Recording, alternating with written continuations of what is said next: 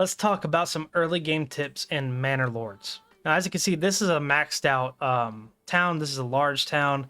So I'm going to scroll over here. This is a large village. So we are not at a small town stage yet. And I'm going to go over a few things that I think are helpful in the early game. Number one, your first few homes should be very large plots that have vegetable gardens in the back almost as soon as possible. I believe you start out with 30 coins. I would put the first 20 in another ox. So building another hitching post, which you can then upgrade into a stable. As you can see, I believe my tents were like right here. I moved the hitching post towards the road and built an immediate one right next to it and bought a new ox. Oxen are huge for your early game. It makes everything go a million times faster because every building requires a log. Every log requires an ox to haul and a family to lead the ox. So that is my first tip. Get another ox immediately. Get another hitching post so that one doesn't run away. Number two, like I said, your first 5, 6, 7 houses should have large backyards with the vegetable gardens planted as soon as possible. I'm building some new ones right here. As you can see, they are large backyards. I will show you guys how to do that real quick.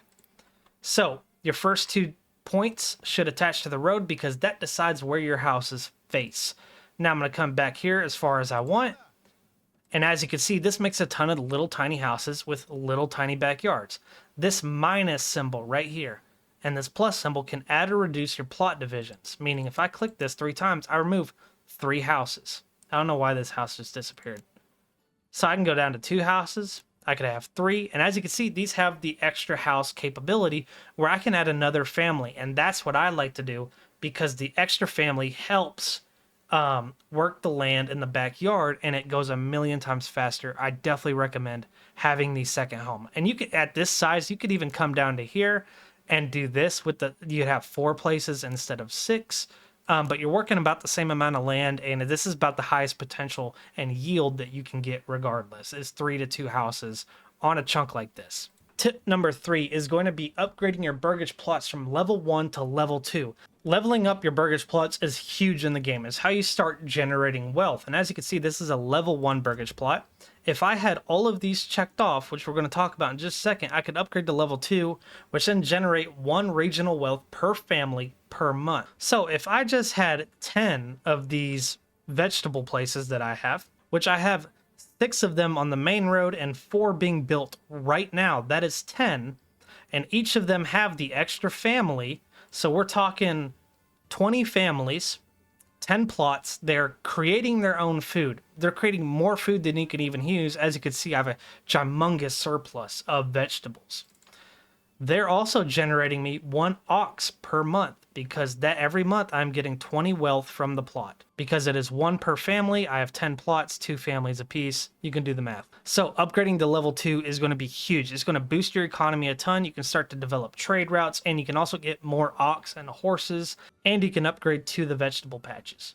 Tip number 4 is going to be the way you set up your town. I like to have a central area. Market, tavern, manor, church, one area. It doesn't really matter where your well is. I believe my well's down here. They do need this to put out fires. They're pretty rare. Unless you get raided or something or like lose a raid, you don't need to put out fires a ton. The main area is my marketplace, tavern, wooden church, and my manor is going to go right in here somewhere. And build around that in a circular area. Last but not least, the charcoal kiln is such a huge upgrade. You take 1 piece of firewood and you turn it into 2 charcoal, and it adds another market stall to your market. When your people don't have firewood, they automatically resort to charcoal. When they don't have charcoal, they automatically resort to firewood. So it is huge. It offers another type of firewood, and you get another market with another person delivering to all your houses. And twice as efficient. You turn 1 firewood into 2 charcoal, and they work just the same burn rate. It's awesome. Now that is a tech, so you're going to come in here, and it's right at the bottom in the blacksmithing and mining section.